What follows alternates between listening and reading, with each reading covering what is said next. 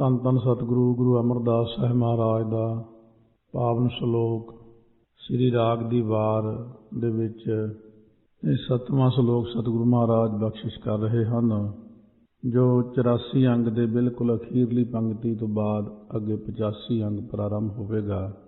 ਬਖਸ਼ਿਸ਼ ਕਰਦੇ ਹਨ ਮਹਾਰਾਜ। ਸ਼ਲੋਕ ਮਹੱਲਾ ਤੀਜਾ। ਹਉ ਹਉ ਕਰਤੀ ਸਭ ਮੁਈ, ਸੰਪਉ ਕਿਸੈ ਨ ਨਾਲ। ਸਤਿਗੁਰੂ ਮਹਾਰਾਜ ਫਰਮਾਉਂਦੇ ਨੇ ਕਿ ਜਿਤਨੀ ਵੀ ਦੁਨੀਆ ਦੇਖਣ 'ਚ ਆ ਰਹੀ ਸਾਰੀ ਦੁਨੀਆ ਹੀ ਮੈਂ ਕਰਦੀ ਪਿੱਛੇ ਮਰ ਗਈ। ਹੁਣ ਦੇਖਦਿਆਂ ਮੈਂ ਕਰਦਿਆਂ ਹੋਇਆਂ ਦੁਨੀਆ ਮਰ ਰਹੀ ਹੈ। ਸੰਪਉ ਕਿਸੇ ਦਾ ਨਾਲ। ਇਹ ਦੁਨੀਆ ਆਪਣੇ ਧਨ ਦੌਲਤ ਸੰਪਦਾ ਪੈਸਾ ਪਦਾਰਥਾਂ ਕਰਕੇ ਮੈਂ ਕਰਦੀ ਹੋਈ, ਮੇਰੇ ਕੋਲ ਇੰਨੇ, ਮੇਰੇ ਕੋਲ ਆਹ ਚੀਜ਼ਾਂ, ਮੈਂ ਬੜਾ ਵੱਡਾ। ਪਰ ਸਤਿਗੁਰੂ ਕਹਿੰਦੇ ਜਿਸ ਸੰਪਉ ਕਰਕੇ, ਪੈਸੇ ਕਰਕੇ, ਪਦਾਰਥਾਂ ਕਰਕੇ ਇਹ ਜੀਵ ਮੈਂ ਕਰਦਾ ਹੈ, ਕਿਸੇ ਦਾ ਨਾਲ ਅੱਜ ਤੱਕ ਕਿਸੇ ਦੇ ਨਾਲ ਤਾਂ ਗਈ ਨਹੀਂ, ਇਹ ਨਾ ਹੀ ਕੋਈ ਲੈ ਕੇ ਗਿਆ। ਪਰ ਫਿਰ ਵੀ ਇਹ ਜੀਵ ਦੇ ਅੰਦਰ ਇਸ ਸੰਪਉ ਕਰਕੇ, ਮਾਇਆ ਕਰਕੇ ਮੈਂ ਆਪਣੇ ਆਪ ਹੀ ਇਹਦੇ ਅੰਦਰ ਆ ਜਾਂਦੀ। ਹਉਮੈ ਰੋਗ ਮਾਨੁਖ ਕਉ ਦੀਨਾ। ਕੁਦਰਤੀ ਹੈ ਕਿ ਮਨੁੱਖ ਨੂੰ ਹਉਮੈ ਰੋਗ ਆਪ ਹੀ ਲਾਇਆ ਹੋਇਆ।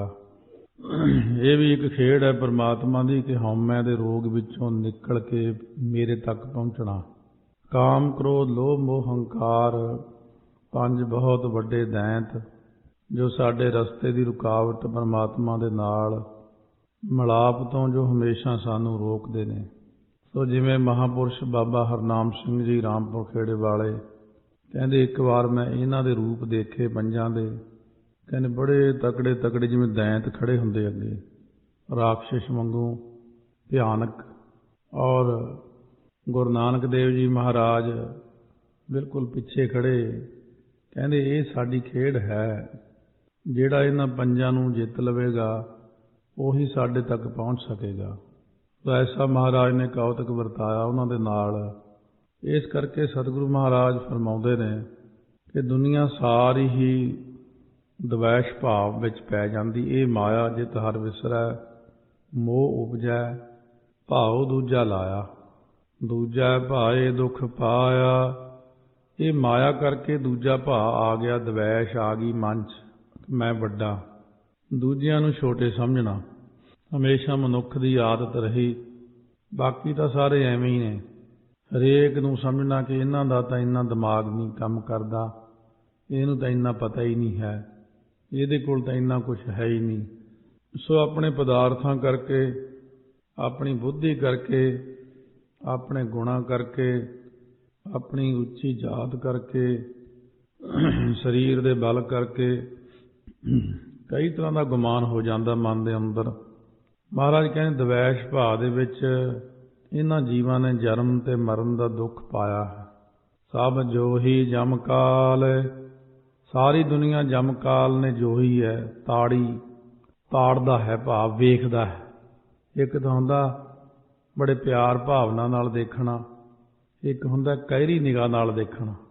ਨਾਮ ਜਪਣ ਵਾਲਿਆਂ ਵੱਲ ਉਹੀ ਨਿਗਾਹ ਉਹਨਾਂ ਦੀ ਬੜੀ ਪਿਆਰ ਵਾਲੀ ਹੁੰਦੀ ਹੈ ਕਿ ਦੇਖੋ ਇਹ ਵੀ ਰੱਬ ਦੇ ਬੰਦੇ ਕਿੱਦਾਂ ਬਹਿ ਕੇ ਨਾਮ ਜਪਦੇ ਨੇ। ਇੱਕ ਉਹ ਜਿਹੜੇ ਮਾੜੇ ਕੰਮ ਕਰਦੇ ਨੇ, ਕਹਿ ਤਾਂ ਨਹੀਂ ਸਕਦੇ ਉਹਨਾਂ ਨੂੰ ਹਲੇ ਕੁਛ, ਕਿਉਂਕਿ ਪ੍ਰਲਬਧ ਹੈ ਉਹਨਾਂ ਦੀ, ਪਰ ਦੇਖਦੇ ਬੜਾ ਉਧਰ ਟੇਢਾ ਹੀ ਆ ਬਸ, ਕਿ ਕੋਈ ਨਹੀਂ ਤੇਰਾ ਟਾਈਮ ਆ ਜਾਣਾ, ਜਦੋਂ ਸਾਡੇ ਵੱਸ ਪਿਆ ਫੇਰ ਦੱਸਾਂਗੇ ਤੈਨੂੰ। ਇਸ ਤਰ੍ਹਾਂ ਸਭ ਜੋਹੀ ਜਮਕਾਲ। ਹੁਣ ਇਹਦੇ ਨਾਲ ਜਮਦੂਤਾਂ ਨੇ ਧਿਆਨ ਰੱਖਿਆ ਹੋਇਆ ਕਿਹੜੇ ਕਿੱਥੇ ਕੀ ਕਰਦੇ ਨੇ। ਦੂਸਰੇ ਪੱਖ ਵਿੱਚ ਗੁਰਮੁਖਾਂ ਦਾ ਲੱਛਣ ਕਰਦੇ ਨੇ ਮਹਾਰਾਜ। ਨਾਨਕ ਗੁਰਮੁਖ ਉਬਰੇ, ਸਾਚਾ ਨਾਮ ਸੰਭਾਲ। ਸਤਿਗੁਰੂ ਫਰਮਾਉਂਦੇ ਨੇ ਧੰਨ ਗੁਰੂ ਅਮਰਦਾਸ ਸਾਹਿਬ ਮਹਾਰਾਜ ਜੀ ਕਿ ਗੁਰਮੁਖ ਜਿਹੜੇ ਰੱਬ ਦੇ ਪਿਆਰੇ ਨੇ ਉਹ ਸੱਚੇ ਨਾਮ ਨੂੰ ਯਾਦ ਕਰਦੇ ਨੇ। ਸਤਿਨਾਮ ਵਾਹਿਗੁਰੂ, ਸਤਿਨਾਮ ਵਾਹਿਗੁਰੂ, ਇੱਕ ਓੰਕਾਰ ਸਤਿਨਾਮ। ਇਸ ਤਰ੍ਹਾਂ ਸੱਚੇ ਨਾਮ ਨੂੰ ਜਪ ਕੇ ਹੌਲੀ ਹੌਲੀ ਦੁੱਖਾਂ ਤੋਂ ਹੋ ਬਿਲਕੁਲ ਬਚ ਜਾਂਦੇ ਨੇ, ਉਭਰਨਾ ਹੁੰਦਾ ਜਿਵੇਂ ਕੋਈ ਪਾਣੀ ਵਿੱਚ ਡੁੱਬਦਾ ਡੁੱਬਦਾ ਹੱਥ ਪੈਰ ਮਾਰੇ ਉੱਪਰ ਨੂੰ ਆ ਗਿਆ ਔਰ ਲੋਕਾਂ ਨੇ ਬਾਹਰ ਕੱਢ ਲਿਆ। ਮਹਾਰਾਜ ਚੌਥੇ ਪਾਤਸ਼ਾਹ ਵੀ ਕਹਿੰਦੇ ਜੇ ਪਾਣੀ 'ਚ ਕੋਈ ਡੁੱਬਦਾ ਹੋਵੇ ਉਹ ਬਾਹਰ ਬਾਂਹ ਕੱਢ ਕੇ ਖੜੀ ਕਰਕੇ ਉੱਚੀ ਪੁਕਾਰ ਕਰਦਾ ਬਚਾਓ ਬਚਾਓ। ਔਰ ਇਸੇ ਤਰ੍ਹਾਂ ਹੀ ਜਿਹੜੇ ਜੱਗ ਦੇ ਵਿੱਚ ਡੁੱਬਦੇ ਹੋਏ ਕੋਈ ਵੀ ਜੀਵ ਨੇ ਜਦੋਂ ਸਤਿਗੁਰਾਂ ਅੱਗੇ ਦੋਵੇਂ ਹੱਥ ਜੋੜ ਕੇ ਬੇਨਤੀ ਕਰਦੇ ਸਾਨੂੰ ਬਚਾਓ, ਅਸੀਂ ਡੁੱਬ ਰਹੇ ਮਹਾਰਾਜ ਸਾਨੂੰ ਬਚਾਓ, ਤਾਂ ਸਤਿਗੁਰੂ ਮਹਾਰਾਜ ਜੀ ਉਹਨਾਂ ਨੂੰ ਬਚਾਉਂਦੇ ਹਨ। ਸੋ ਇਸ ਤਰ੍ਹਾਂ ਗੁਰਮੁਖ ਜਨ ਨਾਮ ਜਪ ਕੇ ਬਚ ਗਏ ਨੇ। ਸਤਿਗੁਰੂ ਮਹਾਰਾਜ ਦੀ ਕਿਰਪਾ ਹੋ ਗਈ ਉਹਨਾਂ ਦੇ ਉੱਤੇ। ਮਹੱਲਾ ਪਹਿਲਾ। ਗੱਲੀ ਅਸੀਂ ਚੰਗੀਆਂ ਆਚਾਰੀ ਬੁਰੀਆਂ। ਧੰਨ ਗੁਰੂ ਨਾਨਕ ਦੇਵ ਮਹਾਰਾਜ ਸੱਚੇ ਪਾਤਸ਼ਾਹ ਇਹ ਜਿਹੜਾ ਸ਼ਲੋਕ ਉਚਾਰਨ ਕੀਤਾ ਹੈ ਜਦੋਂ ਗੁਰੂ ਨਾਨਕ ਦੇਵ ਜੀ ਮਹਾਰਾਜ ਸੰਗਲਾਦੀਪ ਗਏ ਰਾਜਾ ਸ਼ਿਵਨਾਭ ਨੂੰ ਉਪਦੇਸ਼ ਦੇ ਕੇ, ਸੋ ਉਹ ਤੋਂ ਵਿਦਾ ਹੋ ਕੇ ਅੱਗੇ ਤ੍ਰਿਆ ਰਾਜ ਵਿੱਚ ਪਹੁੰਚ ਗਏ। ਇਹ ਤ੍ਰਿਆ ਰਾਜ ਅਸਾਮ ਦੇ ਵਿੱਚ, ਸੋ ਜਿੱਥੇ ਅੱਗੇ ਜਾ ਕੇ ਪਹਿਲਾਂ ਅਸਾਮ ਆਉਂਦਾ, ਫਿਰ ਪਹਾੜੀ ਇਲਾਕੇ ਵਿੱਚ ਅੱਗੇ ਜਾ ਕੇ ਅਪਰ ਅਸਾਮ ਆਉਂਦਾ, ਉੱਥੇ ਤਿੰਨਸੁਖੀਆ ਸ਼ਹਿਰ ਪੈਂਦਾ। ਤਿੰਨਸੁਖੀਆ ਸ਼ਹਿਰ ਤੋਂ ਫਿਰ ਅੱਗੇ 40 ਕਿਲੋਮੀਟਰ 'ਤੇ ਕਾਮਰੂ ਦੇਸ਼ ਪੈਂਦਾ, ਜਿੱਥੇ ਗੁਰੂ ਨਾਨਕ ਦੇਵ ਜੀ ਨੇ ਨੂਰ ਸ਼ਾਹ ਦਾ ਨਿਸਤਾਰਾ ਕੀਤਾ, ਉਹਦਾ ਭਲਾ ਕੀਤਾ। ਜਿੱਥੇ ਬੰਗਾਲ ਅਤੇ ਅਸਾਮ ਦੇ ਵਿੱਚ ਹੁਣ ਵੀ ਲੋਕਾਂ ਕੋਲ ਜਾਦੂ ਬਹੁਤ ਜ਼ਿਆਦਾ ਆ ਉੱਥੇ, ਔਰ ਇਸ ਚੀਜ਼ ਨੂੰ ਸਾਰੇ ਸੰਸਾਰ ਦੇ ਅੰਦਰ ਉਹਨਾਂ ਨੇ ਕੋਸ਼ਿਸ਼ ਕੀਤੀ ਕਿ ਸਾਡਾ ਪ੍ਰਭਾਵ ਬਣੇ, ਹਰੇਕ ਬੰਦੇ ਦੇ ਉੱਤੇ ਅਸਰ ਪਾਉਂਦੇ ਨੇ। ਇਹਦੇ 'ਚ ਕੋਈ ਜ਼ਿਆਦਾ ਆਕੜ ਵਾਲੀ ਗੱਲ ਨਹੀਂ ਕਿ ਉਹ ਚੀਜ਼ਾਂ ਪ੍ਰਭਾਵ ਨਹੀਂ ਕਰਦੀਆਂ, ਕਿਉਂਕਿ ਐਸੀਆਂ ਕਈ ਚੀਜ਼ਾਂ ਅਸੀਂ ਉੱਧਰ ਜਾ ਕੇ ਵੀ ਆਏ ਬਹੁਤ ਸਾਲ ਪਹਿਲਾਂ ਦਰਸ਼ਨ ਕਰਨ ਵਾਸਤੇ। ਉੱਥੇ ਹੁਣ ਵੀ ਐਸੇ ਹੀ ਲੋਕ ਇਹਨਾਂ ਹੀ ਕੰਮਾਂ 'ਚ ਫਸੇ ਹੋਏ ਨੇ, ਕਿਉਂਕਿ ਉੱਥੇ ਹੋਰ ਕੋਈ ਕੰਮ ਹੀ ਨਹੀਂ ਹੈ। ਬਚਪਨ ਤੋਂ ਲੈ ਕੇ ਬਸ ਨਿਆਣੇ ਬਹੁਤੇ ਇੱਧਰਲੀ ਪੈ ਜਾਂਦੇ ਨੇ ਕਿ ਇਹੀ ਚੀਜ਼ ਵਧੀਆ ਸਭ ਤੋਂ। ਬਹੁਤੇ ਲੋਕ ਐਸੇ ਦੇਖਣ ਵਿੱਚ ਮਿਲਦੇ ਨੇ। ਸੋ ਜਦੋਂ ਗੁਰੂ ਨਾਨਕ ਦੇਵ ਜੀ ਮਹਾਰਾਜ ਸੱਚੇ ਪਾਤਸ਼ਾਹ ਉੱਥੇ ਗਏ, ਕਿਉਂਕਿ ਉਹਦੀ ਕੈਦ ਵਿੱਚ ਬੜੇ ਲੋਕ ਉਹਨੇ ਮੰਤਰਾਂ ਦੇ ਬਲ ਨਾਲ, ਜਾਦੂ ਦੇ ਬਲ ਨਾਲ ਕਾਬੂ ਕੀਤੇ ਹੋਏ ਸੀ। ਸੋ ਉਹਨਾਂ ਦੇ ਉੱਤੇ ਆਪਣਾ ਐਸਾ ਕਾਬੂ ਪਾਇਆ ਕਿ ਉਹਦੇ ਦਾਸ ਬਣ ਕੇ, ਨੌਕਰ ਬਣ ਕੇ ਬੜੇ ਬੜੇ ਲੋਕ ਉੱਥੇ ਰਹਿੰਦੇ ਸੀ। ਭਾਈ ਮਰਦਾਨੇ ਨੂੰ ਜਦੋਂ ਪਿਆਸ ਲੱਗੀ ਤਾਂ ਬੇਨਤੀ ਕੀਤੀ, ਮਹਾਰਾਜ ਮੇਰਾ ਤਾਂ ਮੂੰਹ ਸੁੱਕਦਾ ਜਾਂਦਾ, ਜੇ ਆਗਿਆ ਹੋਵੇ ਪਾਣੀ ਪੀਆਵਾਂ। ਉਸ ਵਕਤ ਮਹਾਰਾਜ ਸੱਚੇ ਪਾਤਸ਼ਾਹ ਕਹਿਣ ਲੱਗੇ ਜਾਂ ਪਾਣੀ ਪੀਆ, ਇੱਕ ਗੱਲ ਦਾ ਖਿਆਲ ਰੱਖੀ, ਜੇ ਤੈਨੂੰ ਕੋਈ ਇਹ ਕਹੇ ਵੀ ਆ ਜਾਓ ਅੰਦਰ ਆ ਕੇ ਪਾਣੀ ਪੀ ਲਓ, ਇਹ ਨਾ ਕਰੀ ਕੰਮ। ਇੱਥੇ ਬਹੁਤ ਜ਼ਿਆਦਾ ਖਤਰਾ, ਲੋਕ ਚਲਾਕ ਬਹੁਤ ਨੇ। ਔਰ ਇਸੇ ਪ੍ਰਕਾਰ ਇੱਕ ਔਰਤ ਦੇ ਘਰ ਅੱਗੇ ਖੜਾ ਹੋ ਕੇ ਕਹਿਣ ਲੱਗਿਆ ਮੈਨੂੰ ਪਾਣੀ ਪਿਆ। ਉਹਨੇ ਕਿਹਾ ਅੰਦਰ ਆ ਕੇ ਪੀ ਲਓ। ਗੱਲ ਉਹੀ ਹੈ ਜੋ ਮਹਾਰਾਜ ਨੂੰ ਪਤਾ ਹੈ ਕੀ ਹੋਣਾ, ਕੌਤਕ ਇਸੇ ਤਰ੍ਹਾਂ ਹੀ ਵਰਤਣਾ। ਤ੍ਰਿਆ ਰਾਜ ਦਾ ਮਤਲਬ ਸੀ ਜਿੱਥੇ ਮਰਦ ਰਾਜ ਨਹੀਂ ਸੀ ਕਰਦੇ, ਔਰਤਾਂ ਨੇ ਮਰਦਾਂ ਨੂੰ ਵੀ ਗੁਲਾਮ ਬਣਾ ਕੇ ਜਿੱਥੇ ਰੱਖਿਆ ਹੋਇਆ ਸੀ। ਭਾਈ ਮਰਦਾਨੇ ਨੇ ਉਹ ਵਚਨ ਭੁੱਲ ਕੇ ਅੰਦਰ ਚਲਿਆ ਗਿਆ, ਪਲੰਘ ਤੇ ਬਿਠਾ ਲਿਆ, ਪੁੱਛਿਆ ਆਪ ਦਾ ਨਾਮ ਕੀ ਹੈ, ਕਿਹੜੇ ਦੇਸ਼ 'ਚ ਰਹਿੰਦੇ ਹੋ, ਕਿੱਥੇ ਜਾਣਾ ਹੈ। ਭਾਈ ਮਰਦਾਨਾ ਨੇ ਕਿਹਾ ਮੇਰਾ ਨਾਮ ਮਰਦਾਨਾ ਹੈ, ਦੇਸ਼ ਪੰਜਾਬ ਹੈ, ਅਸੀਂ ਸਾਰੇ ਥਾਵਾਂ 'ਤੇ ਘੁੰਮ ਕੇ ਸੈਰ ਕਰਦੇ ਹਾਂ। ਪ੍ਰਚਾਰ ਵੀ ਉਹਨੂੰ ਪਤਾ ਕਿ ਪ੍ਰਚਾਰ ਕਰਦੇ ਹਾਂ, ਥਾਂ ਥਾਂ ਦੇ ਉੱਤੇ ਗੁਰੂ ਸਾਹਿਬ ਤਾਰਦੇ ਵੀ ਨੇ, ਪਰ ਸ਼ੌਂਕ ਵੀ ਰੱਖਦਾ ਸੀ ਕਿ ਅਸੀਂ ਥਾਂ ਥਾਂ ਘੁੰਮਦੇ ਹਾਂ। ਸੋ ਇਸ ਤਰ੍ਹਾਂ ਬਹੁਤ ਸਾਰੀਆਂ ਗੱਲਾਂ ਬਹਾਨੇ ਦੇ ਨਾਲ ਕਰਦੀ ਸੀ ਔਰਤ ਨੇ। ਪਾਣੀ ਪਿਆਉਣ ਦੇ ਬਹਾਨੇ ਇੱਕਦਮ ਉਹਦੇ ਪਿਛਲੇ ਪਾਸਿਓਂ ਹੋ ਕੇ ਗਲ ਦੇ ਵਿੱਚ ਤੰਤਰ ਜਿਹਾ ਪਾਤਾ ਇੱਕ। ਇਹ ਬਹੁਤ ਜ਼ਬਰਦਸਤ ਚੀਜ਼ਾਂ ਹੁੰਦੀਆਂ ਨੇ। ਆਮ ਲੋਕ ਇਹਨਾਂ ਨੂੰ ਛੁਪਾਉਣ ਦਾ ਯਤਨ ਕਰਦੇ ਰਹਿੰਦੇ ਨੇ, ਇਹ ਹੁੰਦੀਆਂ ਨਹੀਂ, ਕੁਛ ਨਹੀਂ ਹੁੰਦੀਆਂ, ਕੋਈ ਪ੍ਰਭਾਵ ਨਹੀਂ ਹੁੰਦਾ। ਉਸ ਜਿੱਥੇ ਹਿਰਦੇ 'ਚ ਨਾਮ ਵਸਿਆ ਹੁੰਦਾ ਉੱਥੇ ਇਹਨਾਂ ਦਾ ਪ੍ਰਭਾਵ ਨਹੀਂ ਹੁੰਦਾ। ਸਤਿਗੁਰੂ ਨੇ ਤਾਂਹੀਓ ਹਲੇ ਮਰਦਾਨੇ ਨੂੰ ਅਗਿਆਨਤਾ 'ਚ ਹੀ ਰੱਖਿਆ ਹੋਇਆ ਸੀ, ਕਿਉਂਕਿ ਇਹਦੇ ਰਾਹੀਂ ਕੌਤਕ ਵਰਤਾਉਣੇ ਸੀ ਬੜੇ, ਤਾਂ ਕਿ ਅਣਭੋਲ ਜਾਣ ਕੇ ਇਹਨੂੰ ਕੋਈ ਫੜੇ ਜਾਂ ਕੋਈ ਫਸਾਵੇ, ਜਾਂ ਕੌਡਾ ਰਾਖਸ਼ ਵੀ ਹੋਇਆ ਹੋਰ ਕਈਆਂ ਦਾ ਭਲਾ ਕਰਨ ਵਾਸਤੇ ਇਹਨੂੰ ਭੁੱਖ ਲਾ ਦੇਣੀ। ਭੁੱਖ ਤਾਂ ਲੱਗਣੀ ਸੁਭਾਵਿਕ ਹੀ ਸੀ। ਫਿਰ ਇਹਨੂੰ ਇਸ ਤਰ੍ਹਾਂ ਮੇਢਾ ਜਿਹਾ ਬਣਾ ਕੇ ਬਿਠਾ ਲਿਆ, ਗਲ 'ਚ ਰੱਸੀ ਪਾ ਲਈ, ਮੇਖ ਨਾਲ ਬੰਨ੍ਹ ਦਿੱਤਾ, ਆਪ ਸਿਰ 'ਤੇ ਘੜਾ ਰੱਖ ਕੇ ਪਾਣੀ ਲੈਣ ਚਲੀ ਗਈ। कवि संतोख सिंह जी इस प्रकार लिखते हैं, सो सुन पान पियावन के मिस, कि पानी पियाउण दे मिस हुंदा बहाने, गरीब मैं तंत को डार बंधाना। गर्दन दे विच तंत्र जिहा पा दिता, इहने बंध दिता। इंडक भाव पलटी नरदेह, करूप भयो मुख बोलते आना। वो ऐसा पलटा दिता, इंडक तो भाव जो उस वक्त मेंढा बना दिता, करूप जिहा हो गया, मूँह विचों कुछ होर ही बोल बोलदा। चंचल नार चलित्र है सो कर दामन, लेकर ताछिन माही। गरीब विखै तिन बांध लई, पुन मेह के संग दई गठ ताही। आप चली घट सीस धरा, जल लेवन को उदपान जहाही। खूह ते चली गई आप पानी लैण, ਇਹਦੇ ਤੇ ਉਹ ਚੀਜ਼ ਦਾ ਪ੍ਰਭਾਵ ਪਾ ਦਿੱਤਾ। ਸੋ ਦੇਰ ਹੋ ਗਈ ਜਦੋਂ ਕਾਫੀ, ਮਹਾਰਾਜ ਸੱਚੇ ਪਾਤਸ਼ਾਹ ਕਹਿਣ ਲੱਗੇ ਬਈ ਬਾਈ ਬਾਲਾ ਇਹ ਮਰਦਾਨਾ ਹੁਣ ਫਸ ਗਿਆ ਉੱਥੇ ਜਾ ਕੇ, ਸਾਨੂੰ ਪਤਾ ਸੀ ਇਹ ਅੰਦਰ ਜਾਏਗਾ ਜ਼ਰੂਰ। ਸੋ ਉਸ ਵਕਤ ਮਹਾਰਾਜ ਕਹਿੰਦੇ ਚਲੋ ਦੇਖਣ ਚੱਲੀਏ। ਜਿਸ ਵੇਲੇ ਔਰਤ ਸਿਰ ਤੇ ਘੜਾ ਰੱਖ ਕੇ ਬੂਹੇ ਤੋਂ ਬਾਹਰ ਨਿਕਲੀ, ਉਸੇ ਵੇਲੇ ਗੁਰੂ ਸਾਹਿਬ ਵੀ ਉੱਥੇ ਪਹੁੰਚ ਗਏ। ਉਹਨੂੰ ਕਹਿਣ ਲੱਗੇ ਸਾਡਾ ਇੱਕ ਬੰਦਾ ਇੱਧਰ ਆਇਆ ਪਾਣੀ ਪੀਣ ਵਾਸਤੇ, ਵਾਪਸ ਨਹੀਂ ਮੁੜਿਆ, ਕਿੱਥੇ ਆ? ਉਹ ਕਹਿਣ ਲੱਗੀ ਇੱਥੇ ਤਾਂ ਕੋਈ ਨਹੀਂ ਆਇਆ, ਕਿਧਰੇ ਹੋਰ ਥਾਂ ਗਿਆ ਹੋਣਾ, ਅੱਗੇ ਜਾ ਕੇ ਦੇਖ ਲਓ। ਇਹਨੇ ਨੂੰ ਭਾਈ ਮਰਦਾਨਾ ਨੇ ਆਵਾਜ਼ ਪਛਾਣ ਲਈ ਮਹਾਰਾਜ ਦੀ, ਔਰ ਭਿਆਂ ਭਿਆਂ ਕਰਕੇ ਬੋਲਣ ਲੱਗਿਆ, ਬਸ ਨਾ ਬਸਾਵ ਹੈ ਫਸੇ ਕੋ, ਬਾਸ ਬਿਖੈ ਬੰਧਾਨ। ਭਿਆਂ ਭਿਆਂ ਭਨ ਹੈ ਸੁਨਾਵਈ, ਭਗਤ ਵਛਲ ਕੇ ਕਾਨ। ਭਗਤਾਂ ਦੇ ਪਿਆਰੇ ਗੁਰੂ ਨਾਨਕ ਦੇਵ ਜੀ ਦੇ ਕੰਨ ਵਿੱਚ ਆਪਣੀ ਆਵਾਜ਼ ਨੂੰ ਸੁਣਾਉਂਦਾ, ਮਹਾਰਾਜ ਸੁਣੋ, ਮਹਾਰਾਜ ਮੇਰੀ ਬੇਨਤੀ ਸੁਣੋ, ਮੈਂ ਇੱਥੇ ਅੰਦਰ ਹੀ ਹਾਂ। ਮਹਾਰਾਜ ਨੇ ਸੁਣ ਕੇ ਕਿਹਾ ਕਿਉਂ ਝੂਠ ਬੋਲਦੇ ਹੋ, ਤੇਰੇ ਘਰ ਦੇ ਅੰਦਰ ਹੀ ਹੈ। ਔਰਤ ਨੇ ਕਿਹਾ ਜੇ ਯਕੀਨ ਨਹੀਂ ਅੰਦਰ ਜਾ ਕੇ ਦੇਖ ਲਓ। ਹਜ਼ੂਰ ਨੇ ਅੰਤਰਜਾਮੀ ਚੰਚਲ ਇਸਤਰੀ ਸੀ ਜਿਹੜੀ, ਉਹਦੇ ਕੌਤਕ ਨੂੰ ਦੇਖ ਕੇ ਗਿਆ, ਕੱਲਰ ਕੀ ਵਣਜਾਰੀਆਂ, ਝੂੰਗੇ ਮੁਸਕ ਮੰਗੇਨ, ਅਮਲਾ ਬਾਝੋ ਨਾਨਕਾ, ਕਿਉਂ ਕਰ ਕੰਤ ਮਿਲੇਨ। ਕੱਲਰ ਦੀਆਂ ਵਣਜਾਰੀਆਂ ਦੱਸਿਆ ਉਹਨਾਂ ਨੂੰ।